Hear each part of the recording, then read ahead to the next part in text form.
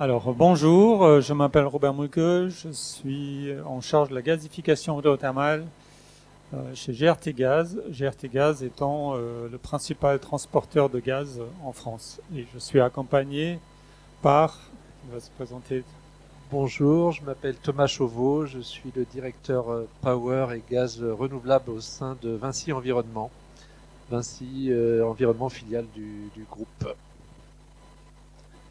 Voilà, on va vous parler d'une technologie tout à fait innovante et même disruptive, la gazification hydrothermale qui est assez peu connue et qui est une technologie qui permet de convertir des déchets organiques en gaz tout en récupérant des minéraux, des métaux, de l'eau et qui s'intègre complètement dans une approche de circuit court et d'économie circulaire.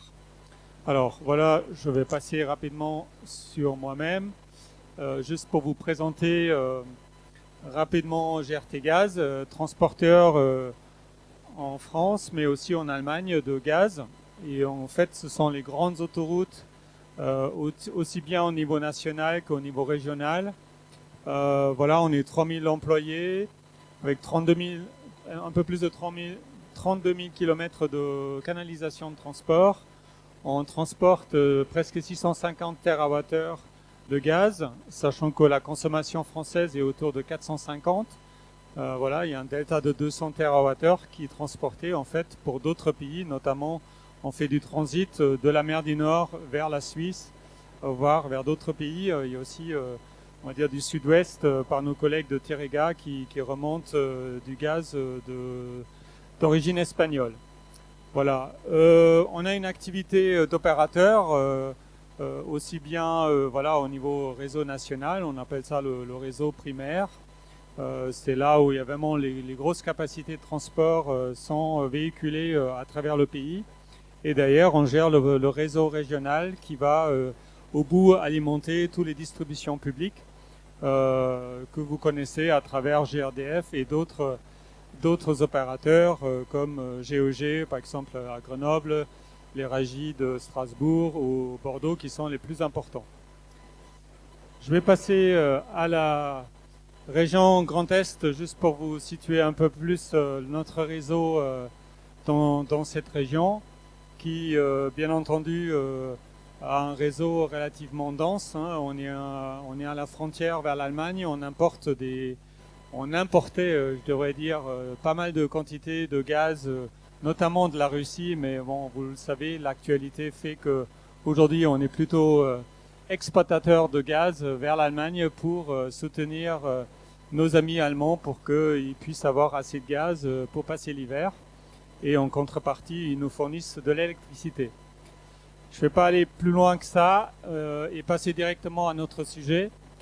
Pour vous situer la gazification thermale, il faut connaître aussi un peu plus les autres filières de gaz, de production de gaz renouvelable, voire bas carbone, qui sont en base la méthanisation, qui est un procédé biologique, biochimique, transformant par fermentation le résidu ou le déchet organique en gaz. Il y a également la pyrogasification, qui, comme la gazification thermale, est un procédé thermochimique.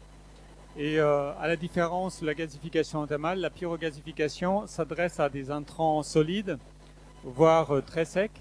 Et c'est un procédé qui fonctionne à haute température, ou ce sont des procédés, parce qu'en en fait c'est toute une famille de différents procédés qui transforment les déchets organiques en gaz à relativement haute température, entre 800 et 1500 degrés. La gasification thermale, à l'inverse, elle s'adresse plus à des intrants qui contiennent de l'eau, plus ou moins. Ils peuvent être secs. Dans ce cas-là, il faut rajouter de l'eau parce que l'eau est le réactif de la réaction. Alors l'eau est vraiment indispensable pour réaliser cette conversion. Et sa particularité est qu'elle fonctionne à haute pression avec une relativement haute température. Voilà, on est à plus de 210 bars. On peut monter jusqu'à 350 bars et entre 360 et 700 degrés. Le dernier membre de la famille de conversion vers des gaz renouvelables, c'est le Power to Methane, qui en fait utilise de l'hydrogène en combinaison avec du CO2 pour produire du méthane. Vous avez quelques supports sur la page web de GRT Gaz qui vous expliquent un peu plus la gasification thermale de manière assez pédagogique, aussi bien à travers des vidéos que à travers des brochures que vous pouvez télécharger. Hop, pardon. Pour rentrer un peu plus dans la technologie, avant de faire ça, juste pour vous situer aujourd'hui le marché des gaz renouvelables en France, qui sont aujourd'hui essentiellement des projets de méthanisation. Vous voyez que voilà, on a atteint presque 8 TWh de capacité d'injection aujourd'hui dans le pays, sachant que si vous partez 5 ans en arrière, on était encore peut-être à un demi-TWh. On a vraiment une véritable oui, explosion, c'est pas le bon mot, notamment chez les gaziers, mais on a une montée très forte de l'évolution de la méthanisation en France. On a aujourd'hui presque 500 sites qui injectent dans le réseau et on a encore plein de sites potentiels qui peuvent rajouter des capacités de production très importantes. Et quand on rajoute à cela les autres filières dont je vais vous présenter la gasification thermale, vous voyez en bas sur le schéma, en vert, c'est ce que prévoit le gouvernement dans sa stratégie énergie-climat. Et vous voyez en rouge plutôt la courbe actuelle, une très forte progression. Et si on l'extrapole d'ici 2030, au lieu d'atteindre entre 20 et 30 TWh, on devrait pouvoir atteindre 60 TWh, ce qui est presque l'équivalent de 20% de la consommation nationale estimée à cette date-là, sans la production d'électricité. Je vais passer au fonctionnement de la gasification thermale. Bon, en premier, on s'intéresse aux déchets, à leur composition. Ce qu'il faut savoir, avec la haute pression du procédé, il faut avoir respecté quelques prérequis. Et un des premiers, c'est d'avoir un intrant qui est pompable, parce que la haute pression, elle densifie la matière. Et si la viscosité, c'est-à-dire la fluidité de la matière première est pas assez bonne, on risque de boucher le système et c'est ce qu'on aimerait éviter. En contrepartie, on veut aussi que la matière sèche dans l'intrant soit la plus dense possible, la plus concentrée possible, parce qu'on cherche le carbone en fait à l'intérieur de la matière organique. Le carbone, sans carbone, il n'y a pas de méthane. Et voilà, c'est un des prérequis. Et le dernier, c'est qu'on cherche des déchets qui sont autant que possible relativement peu chargés en composants nuisibles, et notamment des composants qui peuvent générer de la corrosion, comme le chlore, comme le soufre. Voilà, si on a respecté tous ces requis-là, on peut intégrer tout un tas de déchets, seuls ou en mélange, et c'est un des atouts de la technologie. On les concentre au moins à 20% de matière sèche et on les fait rentrer dans l'équipement, où on va passer très vite de la pression atmosphérique à la haute pression, à plus de 210 bars, pour atteindre aussi vite que possible les conditions qu'on appelle supercritiques, qui se trouvent en fait autour des points critiques de l'eau, c'est-à-dire en limite de phase de liquide au gaz, et c'est autour de 221 bars et 374 degrés, et c'est le point critique. En fait, on change les caractéristiques de l'eau. Tout ce qu'on connaît de l'eau, vous l'oubliez, vous l'inversez. En fait, c'est ça qui se passe dans des conditions supercritiques. En fait, les composants solides se séparent de l'eau ou de liquide dans lequel ils se trouvent et ils tombent de manière gravitaire en bas du réacteur. Ça veut dire tous les inorganiques, on peut les éliminer, les métaux, les minéraux, ces choses-là. Et pour éviter que ça se passe directement dans le réacteur lui-même, les acteurs ont rajouté un séparateur de sel qui permet en fait de récupérer tous les sels minéraux, les métaux, et d'ailleurs on n'a plus qu'un fluide carboné, liquide, et un peu d'azote si l'intrant en contient. Et c'est ça qui rentre dans le gazifieur, et toujours à haute pression et à relativement haute température. Et en fait, avant de décrire ce qui se passe ensuite, il faut savoir qu'il y a deux familles de procédés, une avec catalyse intégrée et une à haute température. Celle avec catalyse intégrée, en fait, l'objectif c'est d'abaisser la température de réaction à travers le catalyseur et en même temps, elle génère un gaz très riche en méthane. On peut monter jusqu'à 70%. Vous voyez les valeurs dans le tableau en haut. Et de l'autre côté, on a le procédé à haute température. Là, on monte plus haut en température, largement au-delà des 400 degrés. On peut atteindre jusqu'à 700 degrés. Et là, on a une composition de gaz relativement différente, qui est beaucoup plus riche en hydrogène. L'objectif final est quand même de produire du méthane. Et c'est ce qu'on voit dans la suite. En fait, à la sortie du gazifieur, on n'a pas tout le liquide ou tout liquide n'est pas transformé en gaz. On sort un mélange des deux. Et ce qui nous intéresse, c'est la partie gazeuse pour pouvoir l'épurer, voire la méthaner. Méthaner, ça veut dire qu'on va combiner davantage l'hydrogène et le CO2 pour former du méthane. Et l'objectif final, c'est de l'injecter dans le réseau de transport. Pourquoi on veut faire ça? C'est parce que le réseau est un super stockeur de méthane. On a en plus des stockages souterrains, ça veut dire qu'on peut très bien s'adapter à la consommation des utilisateurs. On a des très grosses variations dans la journée comme entre l'hiver ou l'été. Et tout ça, on est capable de le faire tout à l'inverse du système électrique où on n'a quasiment pas de capacité de stockage. Et c'est le grand atout du gaz qui peut faire face à des grandes variations de débit et de demande. Voilà. Et de l'autre côté, on récupère sur le séparateur de l'eau qui contient de l'azote, qui peut être déjà d'une qualité industrielle. Et si on veut, on peut en faire de l'eau potable. C'est tout à fait possible. Et au final, voilà, on récupère tout ce qui a une valeur, on peut le récupérer, voire on le valorise. Et à la fin, dans le meilleur des cas, il n'y a aucun déchet ultime, tout est valorisé. Et c'est une des raisons pour laquelle cette technologie est tellement intéressante, parce qu'elle s'intègre complètement dans du circuit court et dans l'économie circulaire, parce que le déchet est valorisé au niveau local, n'a pas besoin d'être transporté par ailleurs. Sur la chaîne de valeur, pour juste vous donner quelques idées sur les familles d'intrants, on a des intrants qui viennent du monde agricole, on a des intrants qui viennent de différentes activités industrielles dans l'agroalimentaire, on a des intrants qui viennent des stations d'épuration comme les boues ou les digestats de boue. On a d'autres effluents organiques de différents industriels, notamment la chimie, la pharmaceutique, le papier, la pétrochimie.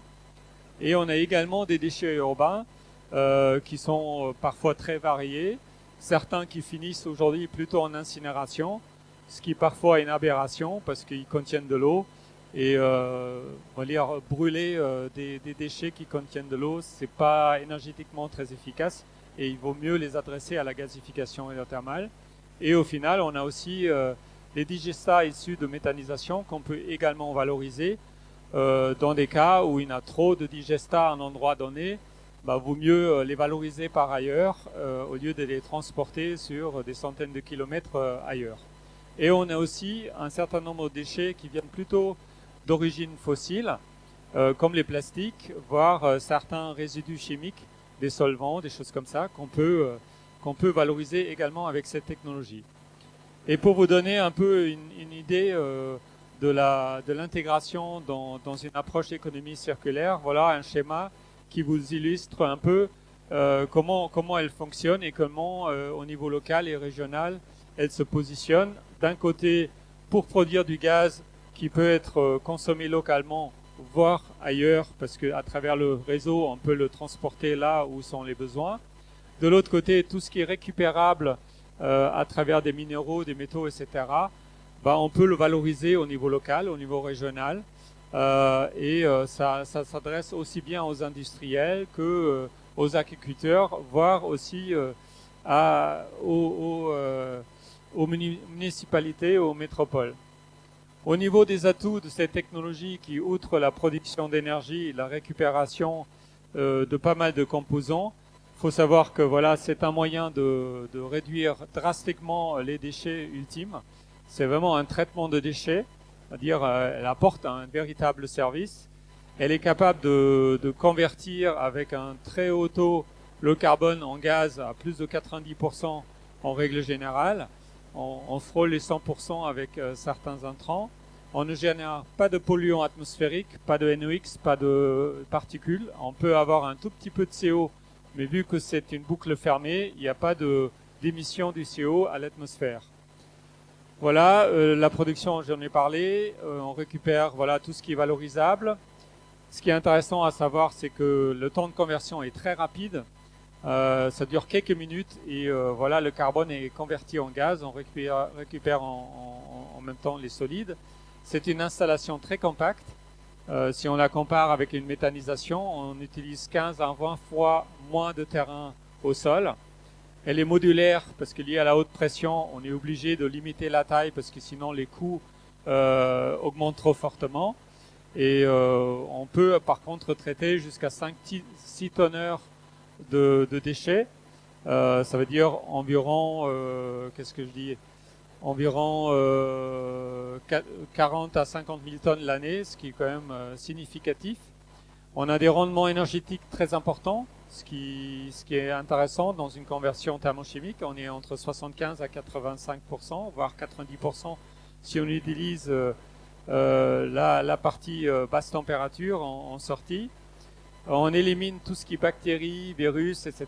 Le Covid, par exemple, qui peut traverser une station d'épuration jusqu'à des digestats où les boues, avec la gasification thermale, rien résiste au couple haute pression-température. On génère de multiples intérêts économiques et aussi au niveau bilan gaz à effet de serre, on est au moins aussi bon que la méthanisation.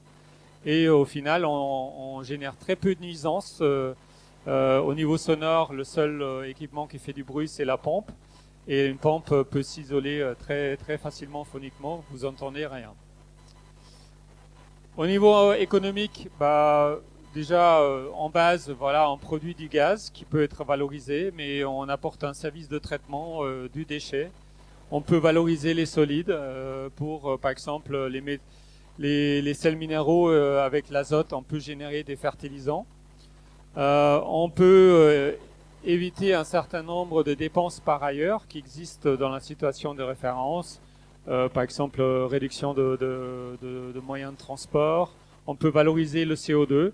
On peut transformer le CO2 en carbone solide qui peut alimenter un certain nombre d'utilisations finales, notamment chez les industriels, voire on peut le stocker. On peut on peut éviter l'application de certains traitements, notamment dans le traitement d'eau, qui ne sont plus nécessaires avec la gasification hydrothermale, qui sont nécessaires si on ne fait pas appel à cette technologie. Et au final, voilà, on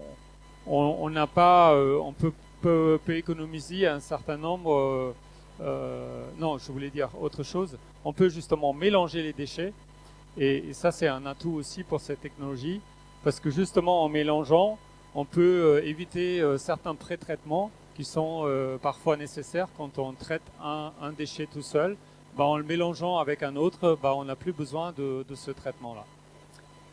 Une petite cartographie des acteurs, de développeurs de cette technologie.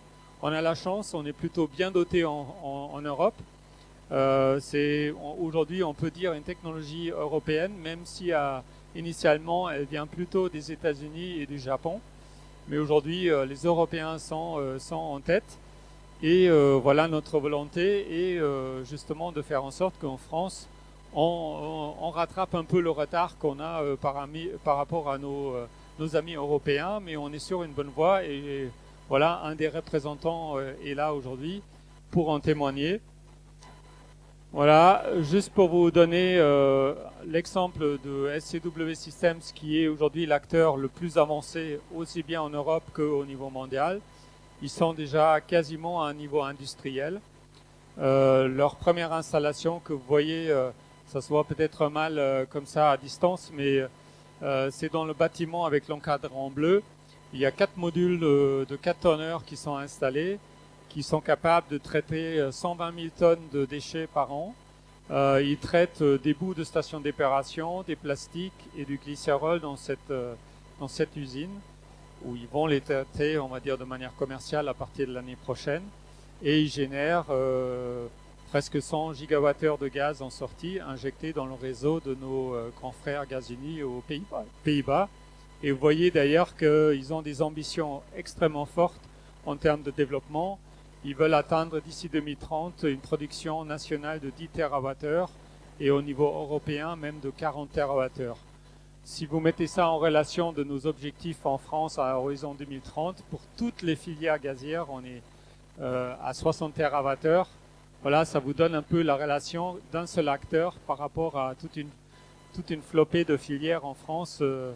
C'est très ambitieux, mais c'est pas impossible qu'ils y arrivent parce qu'au départ, cette entreprise est partie de zéro. Leur patron vient des télécoms et en 10 ans, il a réussi à gagner son pari de rien connaître au départ et d'être aujourd'hui le leader mondial de la technologie. Quelques éléments encore sur le marché qu'on vise. Là, vous voyez un schéma avec affiché 320 TWh. C'est l'objectif de toutes les filières gaz renouvelables et bas carbone à horizon 2050. Ça vous montre qu'on est capable de produire beaucoup de gaz à l'intérieur du pays avec nos ressources propres. On n'a plus besoin d'importer du gaz fossile de l'étranger. Vous pouvez facilement vous imaginer que la balance commerciale de la France change drastiquement et qu'en plus, voilà, on peut le produire quasi n'importe où en France, du gaz renouvelable et bas carbone. On devient autonome, les régions viennent autonomes et c'est notre objectif. Et comme ça, la feuille de route que vous voyez en dessous s'explique par ailleurs parce qu'on veut qu'il y ait une filière française, on veut qu'il y ait des développeurs français et on en a un aujourd'hui parmi nous. Vinci Environnement et un autre, l'Eurolots Technologies, ce sont les deux développeurs que nous soutenons. Et l'objectif d'ailleurs, c'est assez rapidement mettre en œuvre des démonstrateurs industriels et dès 2026 de générer les premiers projets industriels en France et d'arriver assez rapidement avec une quantité de projets en France qui permettent au moins en 2030 déjà atteindre 2 à 3 TWh de production et à horizon 2050 au moins 50 TWh de production à partir de cette technologie. Voilà, je vais finir juste par vous présenter le groupe de travail national que j'ai initié il y a 2 ans. L'idée étant de créer une assemblée d'acteurs qui représente plus ou moins les acteurs de la filière gazification géothermale. L'objectif étant de faire en sorte que cette filière retrouve un marché commercial et industriel à très court terme. Ça sous-entend que le gouvernement nous soutient, qu'on a un coup de pouce au départ, parce que les premiers qui se lancent avec cette technologie, bien entendu, ils prennent plus de risques que les autres. Et voilà, on a besoin d'un coup de pouce de sa part pour que cette filière puisse se lancer. Et bien entendu, les acteurs de la filière s'organisent pour générer un cadre convenable aussi au niveau administratif, réglementaire, etc. Ça fait partie du système. Je passe la parole à mon collègue M. Chevaux de Vinci Environnement. Merci Robert, merci pour cette présentation très, très complète sur la technologie de gazéification hydrothermale. Effectivement, quand on entend tout ça, c'est très prometteur. Et chez Vinci, on s'est dit qu'on ne pouvait pas rester immobile face à de telles possibilités d'avenir. Et alors qu'on est tous en train de se poser des questions sur la durabilité de nos énergies et comment on allait pouvoir passer les prochaines années, on a décidé chez Vinci de s'intéresser au-delà de ce qui est actuellement dans les grands axes de développement, l'hydrogène, la captation de CO2, on a décidé d'aller plus fort sur la partie gaz renouvelable. Donc j'ai la responsabilité de cette activité au sein du groupe et donc en particulier de faire avancer l'entreprise sur ces nouveaux projets. En 2 petits mots sur le groupe Vinci, qui n'est pas que des autoroutes que tout le monde a en tête certainement. C'est un groupe de plus de 220 000 collaborateurs aujourd'hui, avec un total d'environ 55 milliards d'euros d'activité dans trois grandes divisions, trois métiers: les concessions, donc les autoroutes et les aéroports. Vinci exploite des aéroports aussi. L'énergie, c'est une activité importante qui est presque la moitié de son activité. Vinci Énergie fait à peu près 15 milliards d'euros.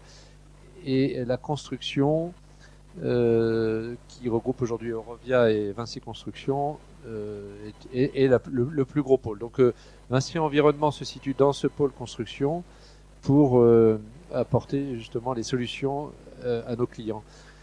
Vinci Environnement, c'est aujourd'hui 50 ans d'expérience dans l'ingénierie du traitement des déchets. Initialement, on a démarré cette activité de construction de centrales pour traiter les déchets. Alors, les traiter, c'est-à-dire les valoriser.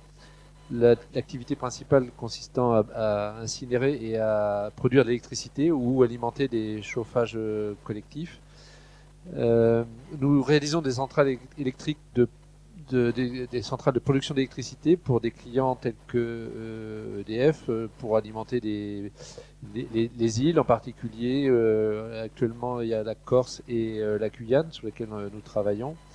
Et puis l'activité gaz renouvelable, nous avons développé depuis 30 ans des solutions de production de méthane à partir de déchets agricoles ou des déchets ménagers. Une photo de l'usine de Toulon et un méthaniseur qui est certainement dans le nord de la France. Voilà, donc ces déchets, on les valorise. Alors ce sont des déchets ménagers qui vont être de plus en plus importants dans l'avenir, puisqu'on a l'obligation de les trier tous maintenant en France dans les quelques années qui vont venir. On traite également tout ce qu'on appelle le combustible solide de récupération. En deux mots, ce sont les déchets bois, tout ce qui est déchets dangereux, les déchets industriels.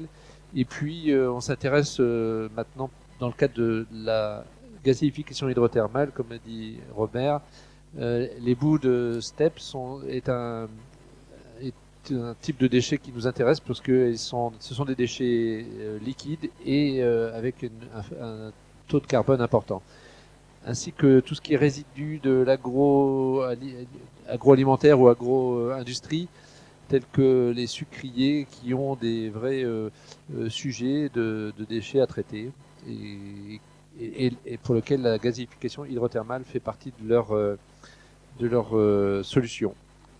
Donc Vinci Environnement s'est intéressé depuis 2018 à cette technologie. On a travaillé avec deux entités parisiennes très connues, en tout cas en Ile-de-France. C'est le SICTOM, c'est l'agence qui traite l'ensemble des déchets de la région parisienne, et le SIAP qui traite toutes les eaux usées en région parisienne. Donc on a fait un projet qui s'appelait Cometa pour justement optimiser tous ces déchets et voir comment on pouvait à la fois avec les déchets ménagers, mais aussi avec les déchets de stations d'épuration, comment on va les valoriser le mieux possible. Et nos études nous ont orientés vers cette technologie, et un des précurseurs en France qui connaît aussi très bien cette technologie, c'est le CEA, ici présent, le LITEN, avec qui on avait fait ce premier projet. Et qui sont sans doute qui ont une connaissance très très détaillée de toute cette science. Nous, côté Vinci, on a appris avec le CEA, mais on a choisi aussi d'aller un peu plus fort et plus vite pour se rapprochant d'une société américaine. Comme a dit Robert, la technologie au départ, elle est née un peu aux États-Unis. Et on s'est rapproché d'une société qui s'appelle Genifuel, qui travaille depuis une vingtaine d'années sur cette technologie et qui a fait beaucoup de tests sur tous les types de déchets. Alors, qu'est-ce qu'on veut faire? Nous, on s'est dit qu'on était un ensemblier, un constructeur, donc on s'est dit qu'on allait, avec tout notre savoir-faire de traitement et de valorisation de déchets, de par aussi notre connaissance de l'hydraulique, puisque dans le groupe Vinci, nous construisons et nous exploitons certaines stations d'épuration d'eau. Et puis on a aussi des activités dans le groupe, donc je disais de l'hydrogène, parce qu'on a décidé aussi dans le groupe d'être pionnier dans dans ce métier. Donc on s'est dit qu'avec avec tout notre savoir-faire et les brevets et tout ce qu'avait découvert et mis au point notre partenaire Genifuel, on arriverait à porter cette technologie en France. Donc effectivement, c'est une technologie qui est innovante. Elle est très peu, elle n'est pas encore développée en France ou très peu. On est quelques-uns à s'y intéresser, mais on s'est dit qu'il fallait vraiment mettre le paquet et pour gagner un peu, regagner un peu de temps, il fallait s'approcher plutôt de gens qui avaient déjà travaillé dessus. Donc Genifuel a cette technologie. Donc qu'est-ce qu'on veut faire? C'est qu'on va nous travailler côté Vinci en tant qu'intégrateur pour utiliser en utilisant le core process de Genifuel, nous faire l'amont et l'aval de ce traitement, et puis de faire tout le transfert technologique basé sur le REX de Genifuel, qui est un transfert complet à partir de toute son expérience de 20 ans d'expérience. Qu'est-ce qu'ils ont fait, Genifuel? Ils ont travaillé sur des déchets issus de toutes les stations de beaucoup de stations d'épuration, sur des déchets de process agricoles ou agroalimentaires, des déchets animaux, des déchets chimiques, des déchets organiques, ce qu'on appelle des solid waste, municipal solid waste, et puis l'agriculture au sens large.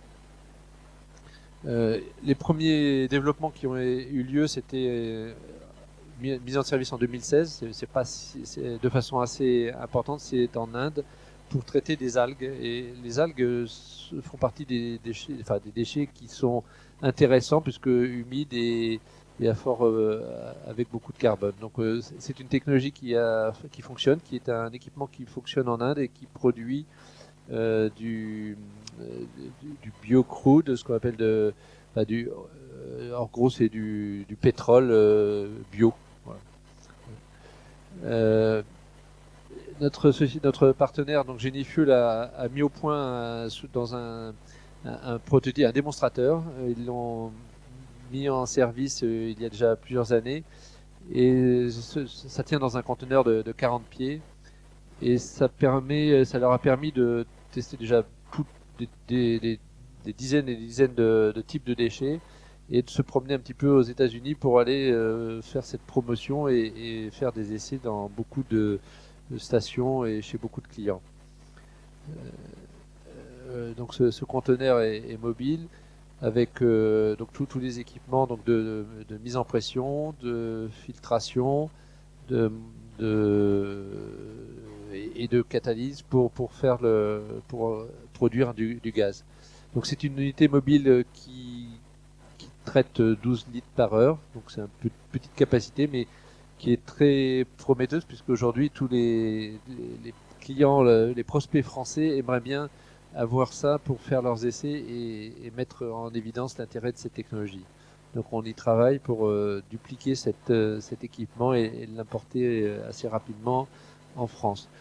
Bon, Genifuel est en train de faire 3 projets, donc cette technologie qui était un petit peu peu de gens s'y intéressaient parce que au départ aux États-Unis l'intérêt c'était de faire du kérosène, c'était l'aviation, c'était de produire du kérosène bio pour les avions, puisque cette technologie, elle se fait aux États-Unis. La technologie Genifuel, c'est une technologie en 2 étapes, avec une étape liquide et une étape gazeuse. Donc l'étape liquide, c'est donc de reproduire du pétrole brut, qui permet ensuite de faire du kérosène, et ensuite on le gazéifie. Donc 3 projets qui sont en cours, donc une installation sur les bouts de steppe à Vancouver. Donc c'est un peu l'exemple qu'on veut suivre et qu'on veut reproduire le plus rapidement possible en France. Des sujets avec des algues, des tests, beaucoup de tests et des installations qui sont en cours de réalisation, et puis tout ce qui est vinasse à base de rhum, et c'est des installations qui sont en cours de démarrage.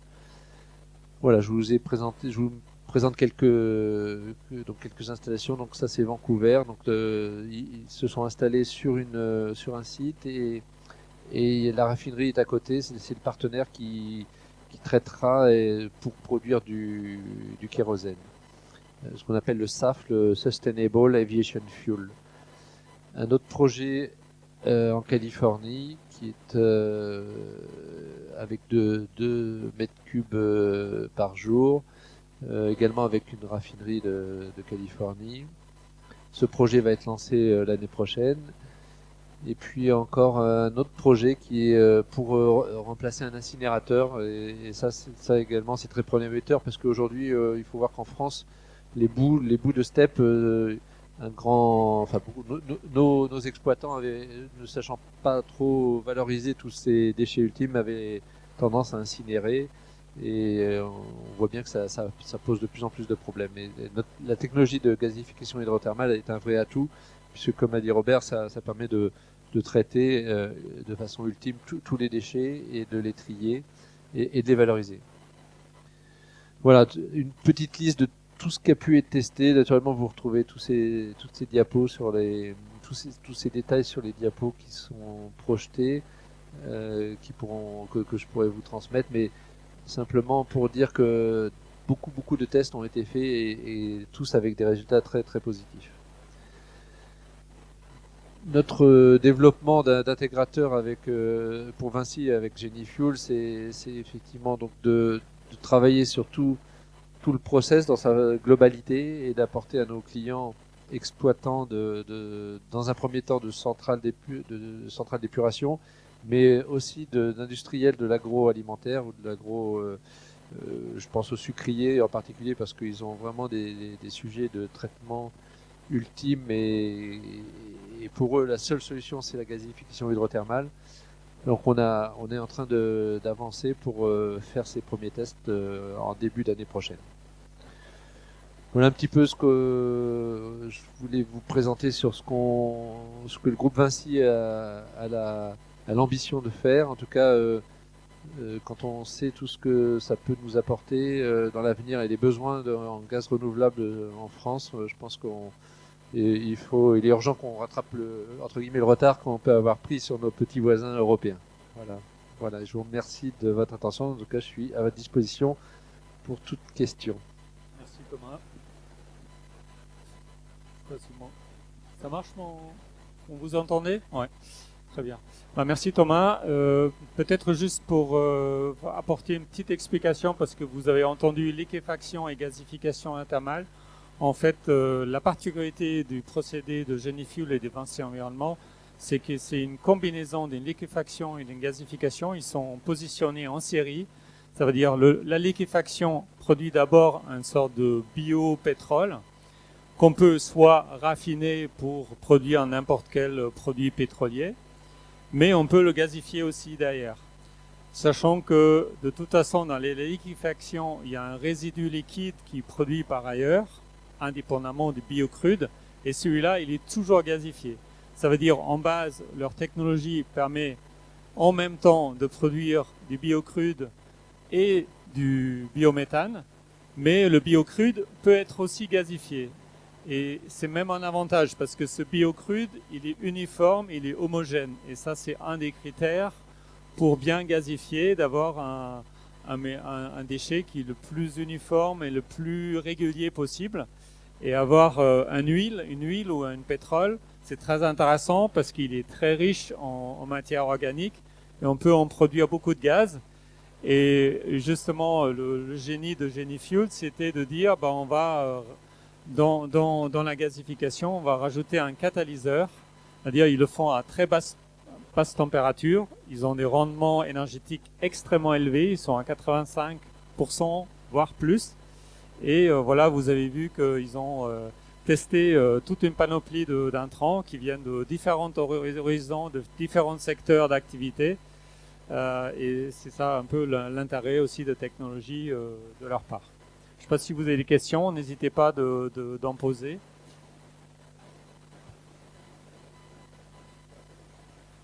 Quel est l'horizon pour le premier projet industriel finalement?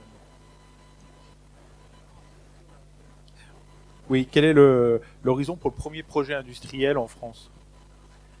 Alors, côté Vinci, projet industriel, on va essayer de franchir une première étape c'est avec un prototype, enfin un démonstrateur un peu avancé, puisque on pense que maintenant le TRL, c'est-à-dire le taux de maturité de la technologie, est quand même assez avancé aux États-Unis pour qu'on puisse passer à une étape directe de démonstrateur et le faire circuler en vue de passer à la phase suivante et je pense que les clients voudront tout de suite passer en la phase industrielle. Donc on peut se donner, on va dire maximum 2 ans, mais l'année prochaine, on espère pouvoir concrétiser ce démonstrateur et le faire circuler. On a déjà des contacts très avancés avec certains clients et j'espère qu'en 2024, on signera un contrat industriel. Voilà. Merci. D'autres questions? N'hésitez pas, profitez-en. Voilà, je peux peut-être compléter. Oui, notre objectif, bien sûr, c'est d'arriver le plus rapidement à industrialiser cette technologie. À l'étranger, notamment les Hollandais, les Suisses sont déjà bien plus avancés que nous. Et c'est la raison pour laquelle on soutient les développeurs français pour qu'ils puissent chacun faire un démonstrateur industriel le plus vite possible. Et ça, on veut le faire dans les 2-3 ans qui viennent, pour qu'on puisse lancer une véritable industrialisation de la technologie à partir de 2026 au plus tard. En tout cas, ça c'est l'objectif qu'on a tous ensemble.